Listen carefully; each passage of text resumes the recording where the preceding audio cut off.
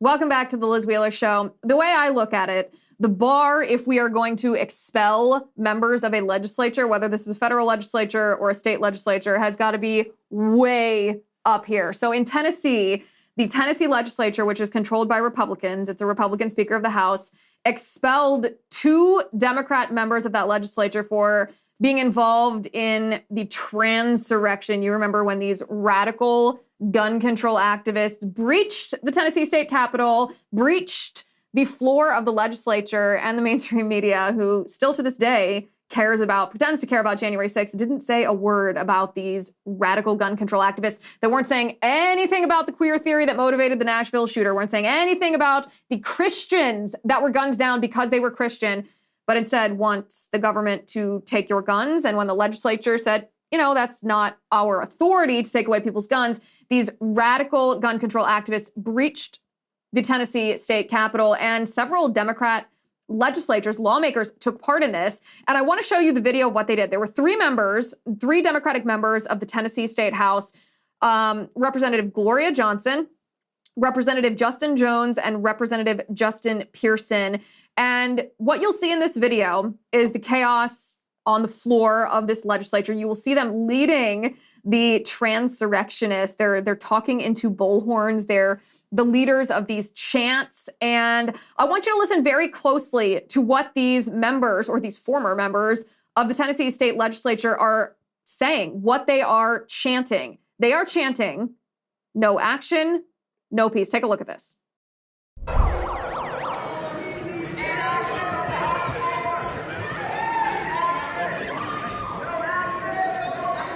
You can see the 3 of them right there, talking to a bullhorn, leading the protesters who had breached this legislature. They're not supposed to be there. Even members of their own party, members of the Democratic Party in the state of Tennessee, were trying to get these 3 representatives to stop doing what they're doing because they were violating the permanent rules, the permanent House rules in the state of Tennessee so badly, so flagrantly. But listen very closely to what they're about to chant.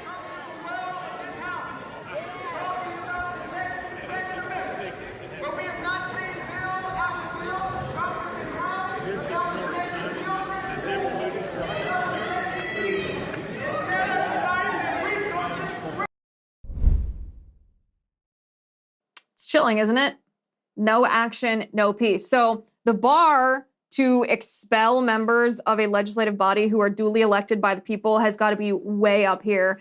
And the way that you analyze this is you analyze this in 2 ways. First of all, is this respecting the people, the voters that put these representatives in this legislature? Is this trying to take away the voice of the people and just dictate yourself who you want to be in the legislative body? Or is this inappropriate behavior? And the analogy that I'm going to use here is like what the Democrats tried to do to Donald Trump when he was president. They tried to impeach him multiple times. They actually have indicted him and arrested him because they don't want to respect the voters. They hate us. They don't want us to be part of our representative republic. They want to be the ones that just dictate who the politicians are and who the bureaucrats are that are making rules over our lives. So when Trump was impeached, I thought, well, you know what? They're actively trying to subvert the will of the people. This is not the way that even the democracy, I know we don't live in a democracy, we live in a republic, but the Democrats always use that word, democracy. This is not how a democracy works. A democracy works by respecting the will of the people. The people said they wanted President Trump.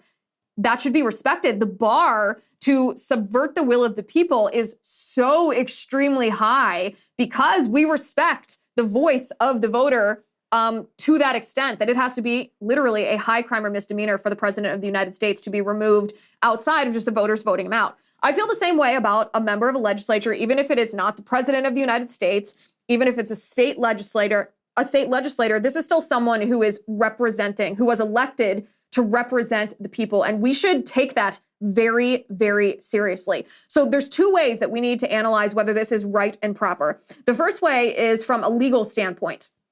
A legal standpoint meaning, well, does the Tennessee state legislature actually have a right to do this?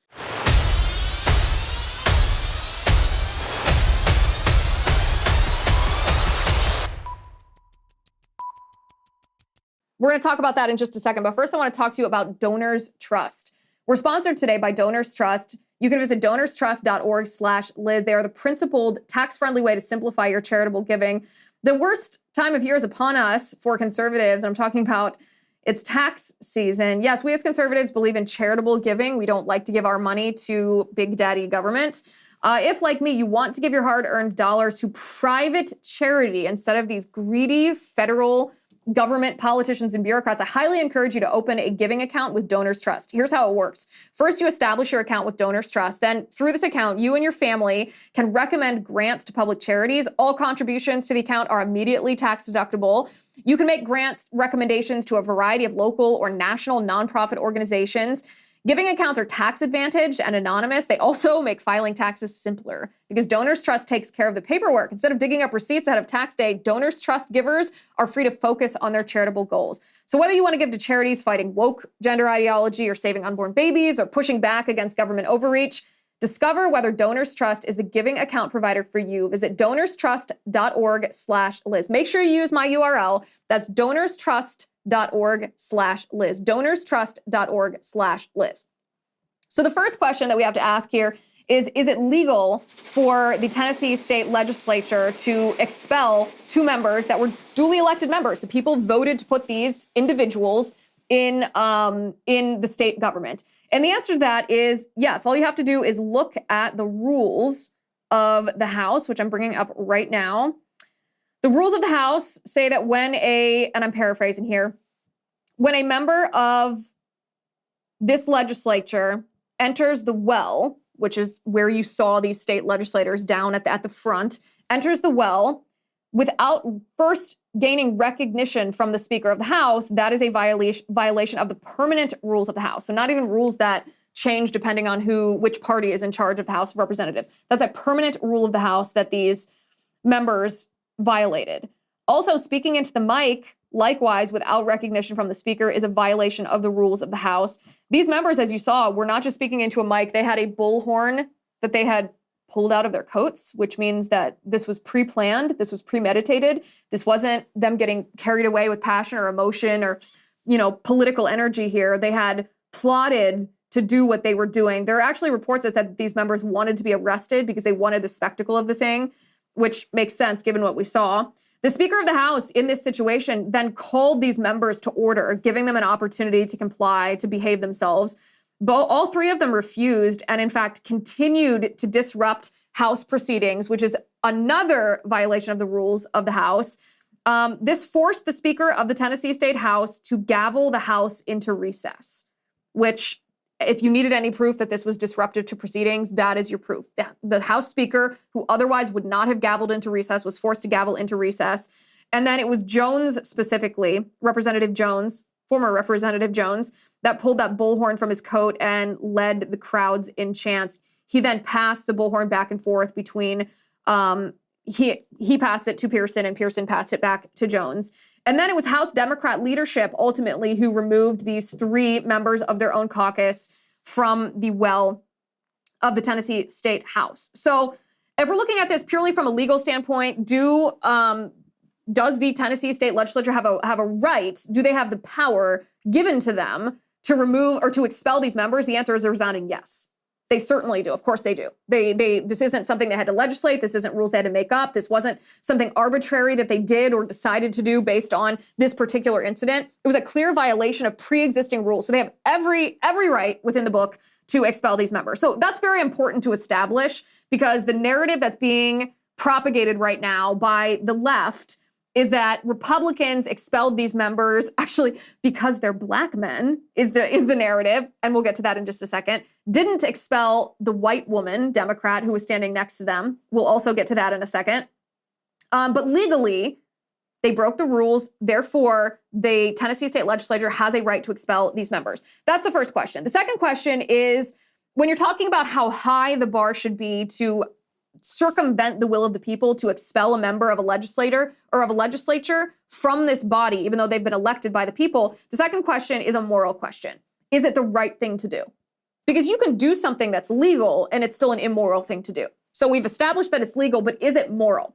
And this question this is the part of the question that I'm actually very excited to talk about because it is so critically important that we understand what it is that we are facing, that we understand what these members of the Tennessee state legislature, who most of us had never heard of before, no idea who these people are, weren't familiar with their names, don't know their track records, but what they are doing, acting complicitly in a radical, revolutionary ideology, a neo-Marxist ideology, essentially propping up queer theory as we are facing across the country a spate of violence or potential violence that was thwarted just in time by law enforcement in the name of queer theory. These Tennessee state legislators were enabling this kind, the activists that stand for queer theory. This is extremely dangerous.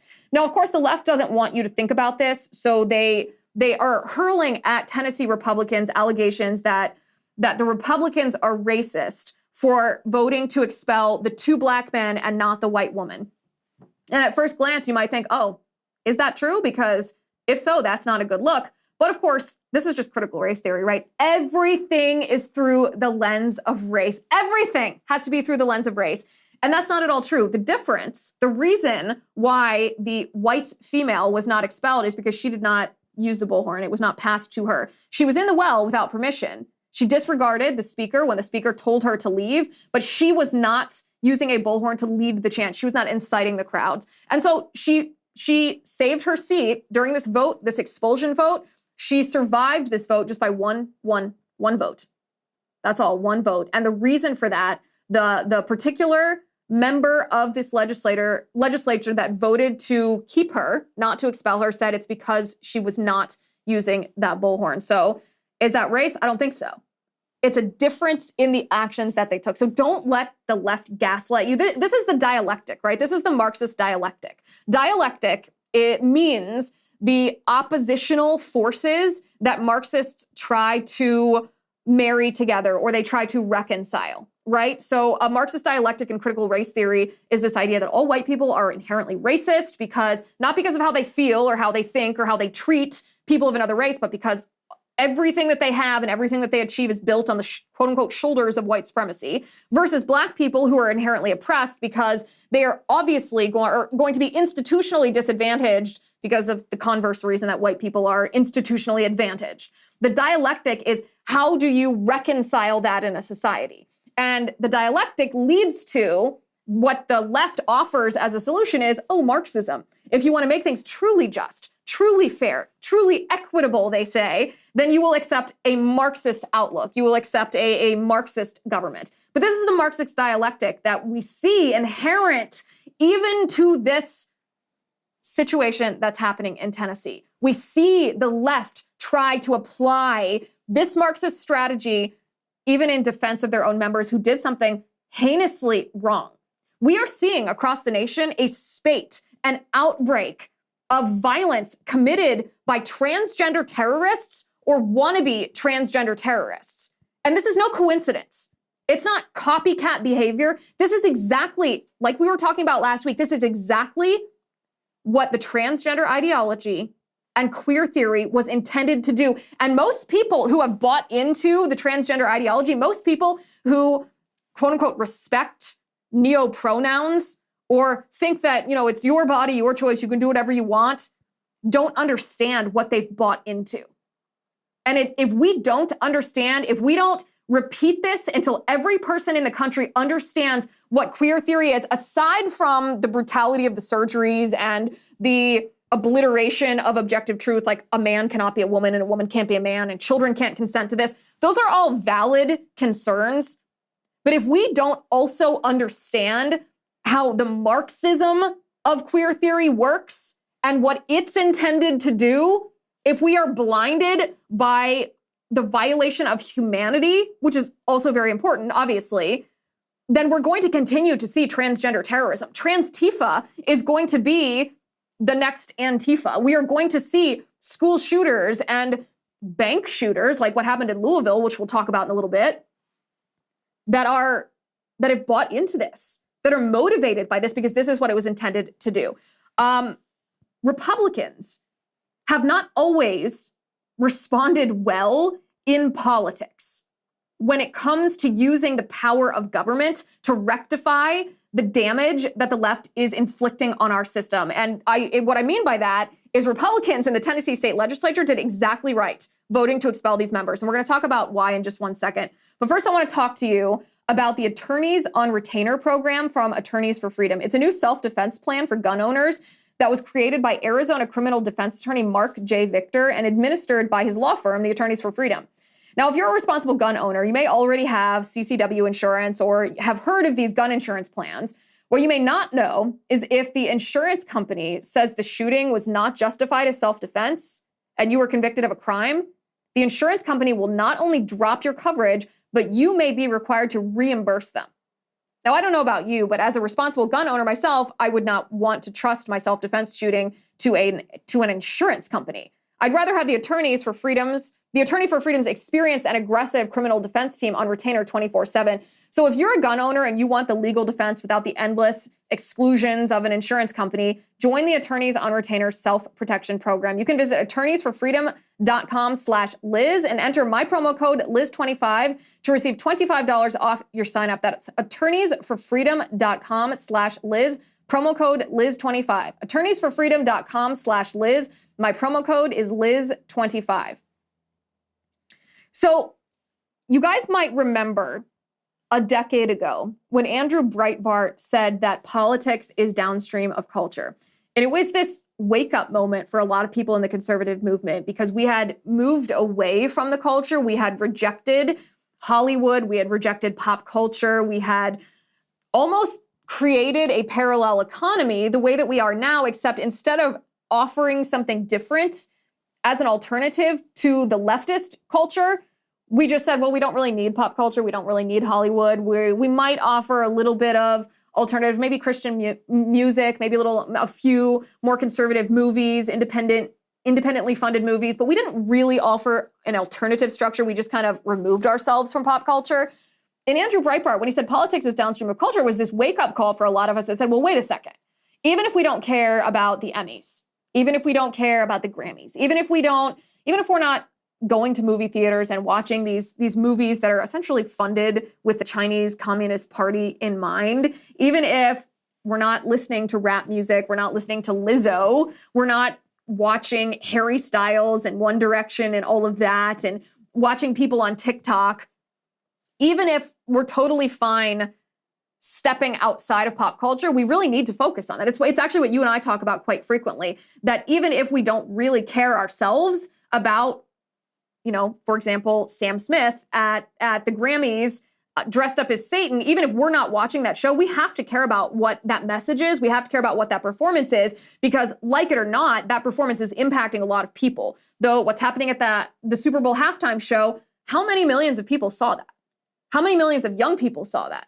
Pop culture does shape the way that especially young people think about pivotal issues, whether that's sex, whether that's marriage, whether that's race, whether that's any of the uncomfortable social topics is what I call them. Anything that people, a lot of conservatives are like, oh, I'd rather talk about taxes and the economy. Any social issue, any uncomfortable social issue, young people are oftentimes, their views on that are not formed anymore by church or by religious instruction in school or even by their parents. It's formed by what they see on TikTok, what they hear about in pop culture. And obviously there's a crossover between TikTok and pop culture now.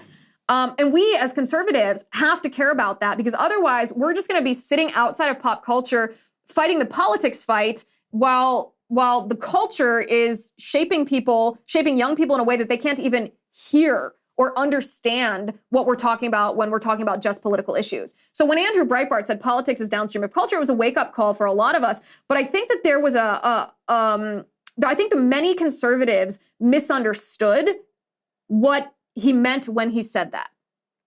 They understood that to mean, okay, well, if you fight the culture wars, then that will naturally trickle into politics. So if you take your family to church, if you make sure they're properly educated in American history, if you pray, if you act responsibly and don't go into debt, if you do all of these different things in your own life, forming your own families, then that's all you need to do. That's all you need to do. If you create that strong family unit, then that'll just have this effect on politics, and that's how we'll win the culture back. And I think a lot of conservatives understood what Andrew Breitbart said to be, first, okay, we do have to care about pop culture, but also the way to fight back against pop culture is to just make sure that you are educating yourself, operating properly, creating your family the way that you want, with the views that you want, and that'll carry over into pop culture. And I don't think that that's the only thing that conservatives should be doing. I don't think that that's the proper interpretation of what Andrew Breitbart probably meant, although I don't want to put words into his mouth a decade later. But conservatives have forgotten that it is well within our rights to use the power of the government when we have it to fight cultural issues. And the Tennessee legislature is a perfect example of this. Republicans in the Tennessee state legislature didn't say, okay, we don't like the behavior of these 3 Democrats. We are going to create a new rule just to apply to them.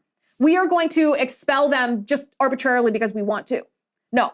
What Republicans in the Tennessee state legislature did is they said, okay, what tools are already at our disposal? What powers or authority have the people of the state of Tennessee already given us? And how do we use this to pursue and enact the values that we represent in Tennessee?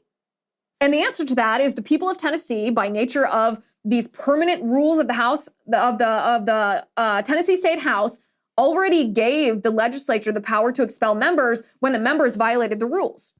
And so these Republicans did exactly correct. In fact, they should be viewed as leaders of the Republican Party.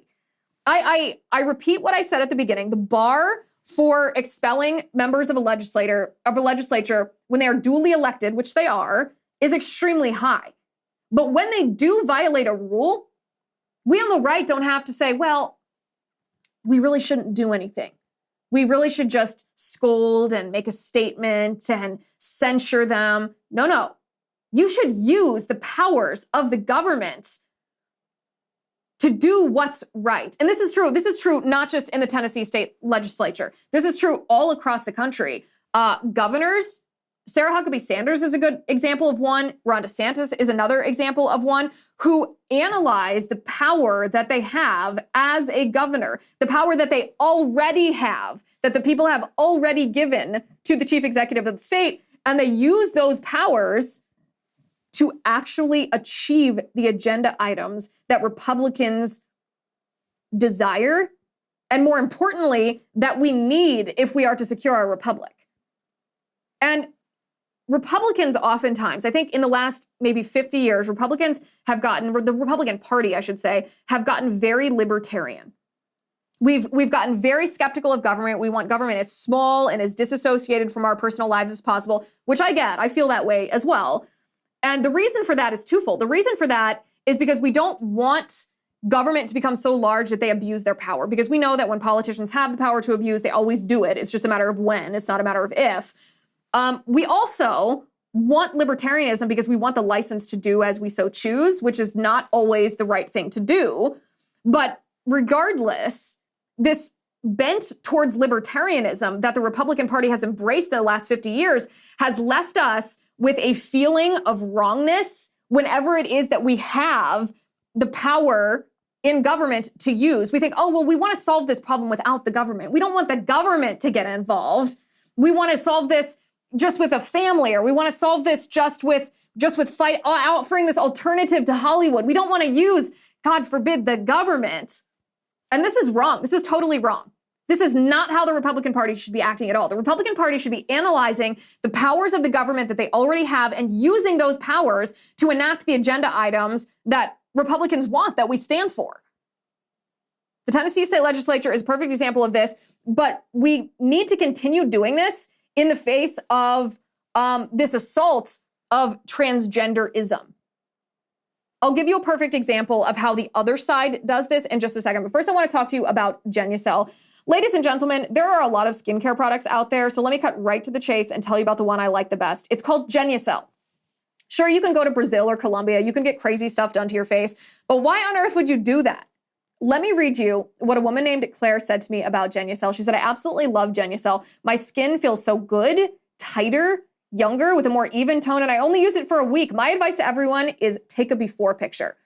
It's true. Genucel is a family-made recipe. It's made by a compounding pharmacist in small batches. It's always safe, it's cruelty-free, and it's natural. Right now, I got a great deal for you. You can go to Genucel.com/Liz and save over 70% off Genucel's most popular package, which features their ultra retinol and dark spot corrector. Don't wait. Go to Genucel.com/Liz.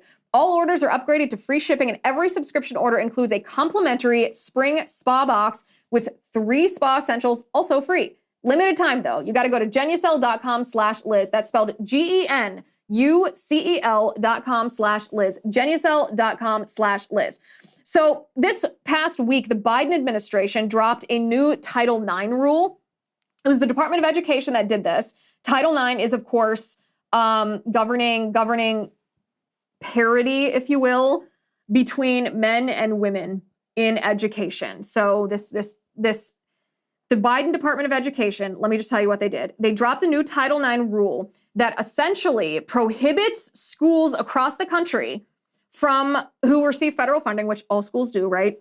If they enforce statewide laws that prohibit biological boys. I know that's redundant, but because we are comparing biological boys to those who identify as girls, that ban biological boys from entering a girls' locker room or playing on a girls' sports team. So the Biden Department of Education said, listen, schools, if you receive federal taxpayer dollars here, we are issuing a new rule, a new interpretation of a rule that says that if you don't allow men who identify as women to play on women's sports teams, then you're going to lose that federal funding. When I saw this, I thought to myself, you know what? I actually kind of respect that. I don't like how our system works. I don't like the administrative state. I don't like that it's essentially technocracy. I don't like that these bureaucrats who are unelected, unaccountable to us, and virtually unfireable have the power to just, quote unquote, reinterpret a rule in order to force their partisan political agenda on states who have passed laws around the nation. I don't like that. I hate that. I want to abolish the administrative state so they have no power. But while they do have the power, why is it that only Democrats use that power? Why is it that Republicans sit back and because we'd rather the administrative state doesn't exist, we refuse to take part in it when we could have done the same thing? Why is it that Republicans, when we were in power, did not say, you know what? Every hospital in the entire United States that touches a dime of Medicare or Medicaid money, which is federal money, is going to lose every last cent of that if they prescribe puberty-blocking pharmaceuticals to children suffering from gender disorders, if they prescribe cross-sex hormone therapy in the name of gender identity, and if they perform any kind of transgender surgeries. You're going to lose all of it, every dime of Medicare and Medicaid. Do you know what would have happened if hospitals were threatened with losing Medicare and Medicaid if they continued to perform transgender surgeries and prescribe transgender hormones? They would have stopped prescribing transgender hormones and performing transgender surgeries because they rely on Medicare and Medicaid. And all it would have taken is a Republican administration to do that. The same with abortion. Medicare, Medicaid. They essentially fund hospitals. Hospitals can't do without them. And if a Republican administration said, you know what, if you perform abortions, then we are not going to give you $1 of federal money, then most hospitals would have stopped doing that. And so I kind of respect what the Biden administration has done here. They're here to win the fight. That's the thing about the left. They fight. They're savage. They want to win. They will analyze the process and use every tiny iota of power that they've been given in politics as elected officials, as bureaucrats, to exact their political agenda. Now, like I said, it doesn't mean that I like the administrative state. It doesn't mean I like the Department of Education. I think we should abolish the Department of Education. I think we should abolish the administrative state. I don't like that our legislature at the federal level has essentially given away their legislative powers. I don't like that they craft these vague bills that require clarification by executive agencies to implement and execute these laws. I think that's bonkers. I don't like that our judicial system allows the U.S. Congress to delegate their legislative authority to the executive branch. I think it's a violation of the separation of powers doctrine. I don't like any of that. But while it exists, if the left takes advantage of it and we don't, we're just going to lose time and time again. Time and time again. It's like ballot harvesting. We talk about this ballot harvesting apparatus that the left has built. We talk about the fact that they essentially use election season, not just election day, to win elections. And we don't like that. We want voting day to be one day. We want people to vote in person on paper ballots at the polls. But if we act like that's the rule because we want it to be the rule, and we neglect to target voters, invite them to vote, engage in ballot harvesting, do early voting months in advance, if we neglect to do that because we prefer it doesn't exist, we are going to continue to lose. Republicans must understand the battle that we're fighting. This is not just a disagreement over certain policy issues with political opponents that share our fundamental values. This is an existential fight for our republic. And if we don't utilize all the tools that we have to win this fight, then we're going to lose. Our country is on the verge of revolution. Riley Gaines, the swimmer from the University of Kentucky who was deprived of a championship because of Leah Thomas, formerly Will Thomas, the man who swam for 3 years at the University of Pennsylvania as a man and then quote unquote transitioned to a woman and just obliterated the women's competition and won all kinds of NCAA titles. Riley Gaines has been speaking out against men in women's sports because she was personally hurt by it and because all women and all men should speak out against this. When she was at the San Francisco State University talking about this, she was forced to hide in a classroom for 3 hours because radical transgender activists not only barged in on her event, but physically assaulted her. Physically assaulted her. She posted a video, and I want you to take a look at it. This is element number 4, Matt. Okay, so what you're seeing right now, I'm going to narrate this because it's not perfectly clear. She has her phone out while she's being escorted away from the podium, escorted away from the violence. This is security and police trying to get her to safety. And look at what these transgender activists have done to her. Because they want men who claim to identify as women to be treated as real women, to be allowed in women's sports. A man dressed in a dress hit her, physically assaulted her. This is the transgender ideology. The transgender ideology is the outgrowth of queer theory. Queer theory teaches transgenderism for a reason. Can you imagine if this was your daughter or your wife or your sister? You saw those activists. Those activists were enraged. They were essentially frothing at the mouth. And why is that? Why is it that they care so much about a biological man playing on a women's sports team? Why are they so enraged about this? They're enraged about this because they're fearful. They're fearful because they have been told that they are on the verge of being mass murdered. They've been told that the right is about to commit a genocide against them. And they're so fearful for their lives that they think even a girl who swam in college, who said, you know what, it's not really fair to swim against a biological male, and this should be obvious to everyone, and so I'm going to speak out about it. They think that she is an actual threat to their lives. Now, why do they think this? This is not rational. This is not logical. This is not accurate. This is not reality. Why do they think that? They think that because they have been told by queer theorists and those who propagate queer theory that anybody who is LGBTQIA+, so gay, lesbian, bisexual, transgender, queer, intersex, asexual, and all the rest of them, they have been told that they are so marginalized that they have no rights, they have no equality, that they are at risk of being murdered at any time, and that they're going to be subject to a genocide. And the reason that they're told this is not because it's true. Gay people, lesbian people have equal rights in our country.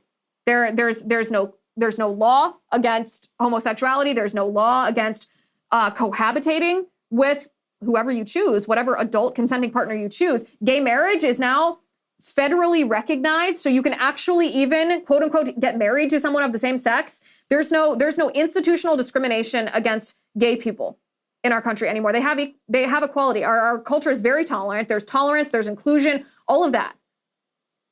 But what the left has done is they have indoctrinated these young people and told them that they're on the verge of genocide and that the only thing that they can do to defend their lives is to overthrow those who want to hurt them. And they've been told that those who want to hurt them are straight, white, quote unquote, cisgender Christians.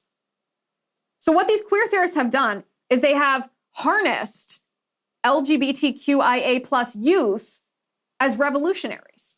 Because that's exactly what queer theory is. It's a neo-Marxist revolutionary ideology. It's an inherently violent ideology. They want this clash. They want this violent clash between these marginalized LGBTQIA people and their oppressors. Their oppressors, the straight white cis Christians. This is the Marxist dialectic again. This competition or these two opposing factions, and how do you reconcile those two factions? Well, the only reconciliation possible would be Marxist revolution. And so when we see first the Nashville shooter that killed 3 children and 3 adults at the Christian school, who was a woman who identified as a man, used Marxist neo-pronouns, a manifesto that we have not been shown yet because we know what's inside. We know that there is queer theory inside this manifesto, and the LGBTQIA lobby doesn't want us to know that, but they also don't want all of the people that they have brainwashed to realize that they're just being used as pawns. So we have that. And then in Colorado, there was a 19-year-old young man named William Whitworth who was arrested because William Whitworth, who identifies as female, this transgender identifying person, and goes by the name Lily, was planning to shoot up schools. Why? For the same reason. The same reason. Because these people who are already mentally ill, they're already struggling with body image, they might be struggling with some kind of gender dysphoria, they are maybe struggling with their sexual orientation, they're struggling because they have no faith. Our culture has abandoned young people, and then they're told that they're on the verge of extinction and that their only recourse is to basically go on attack first. And so we shouldn't be surprised. In Louisville, this shooter, this 23-year-old named Connor Sturgeon, who murdered 5 people in the bank where he used to work and injured 8 others. If you look at his LinkedIn profile, we have a picture of this. This is element number 5, Matt. Look at that. It says Connor Sturgeon. And what's next to his name? Oh, well, you look at that. It's neo-pronouns. It's Marxist neo-pronouns, he, him. So he appears to be an actual man. I don't know that for a fact. He appears to be an actual man. But just the fact that he would put pronouns on his LinkedIn profile shows that intellectually he has fallen prey to queer theory. Maybe he doesn't have body gender issues. Maybe he doesn't have sexual orientation issues. We don't know yet. We haven't seen any of that evidence yet. But he's fallen for this ideology that's inherently violent, this ideology that calls for revolution, this ideology that pits one group of people as marginalized against another group of people who have been labeled as oppressors. And the only solution to this is Marxist revolution.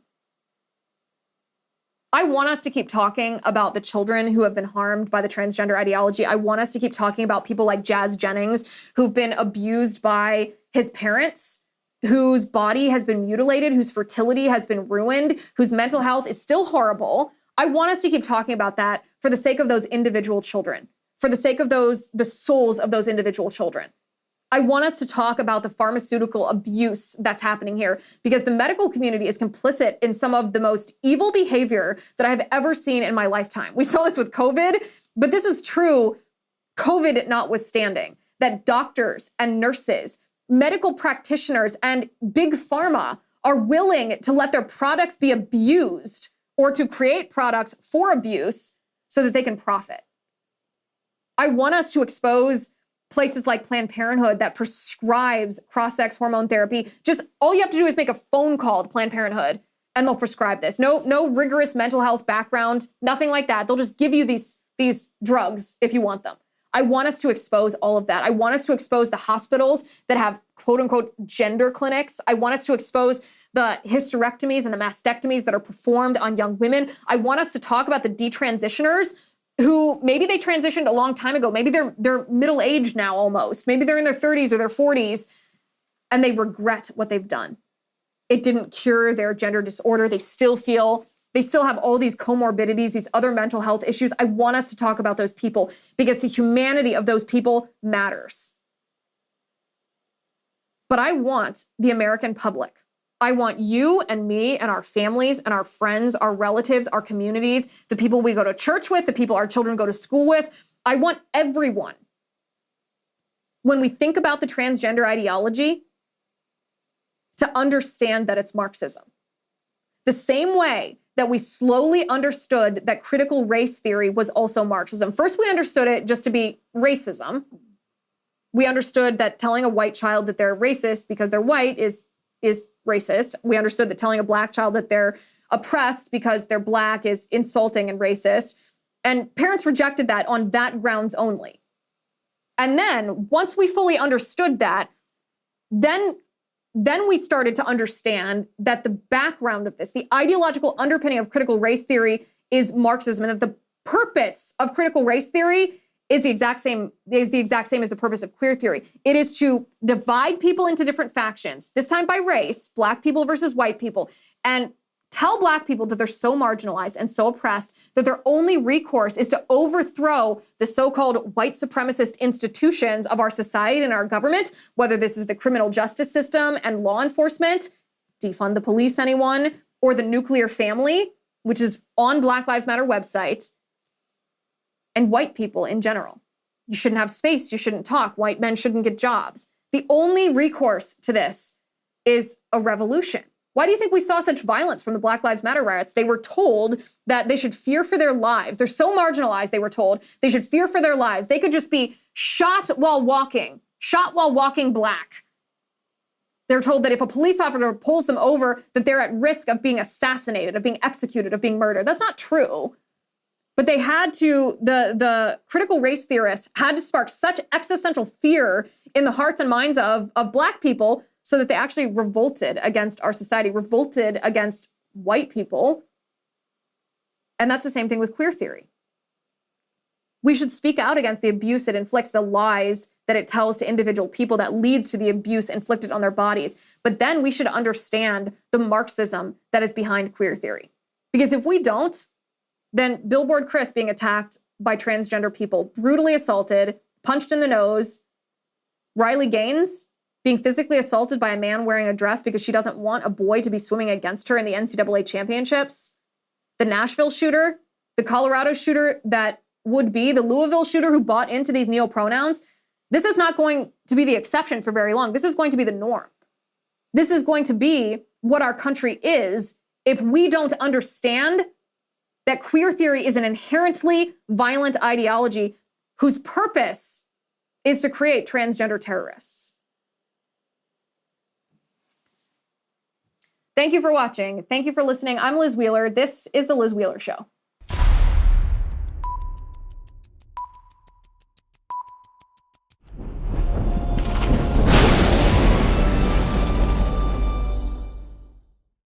If you haven't already, give this video a thumbs up, hit the subscribe button below, and ring the bell to make sure you never miss a video.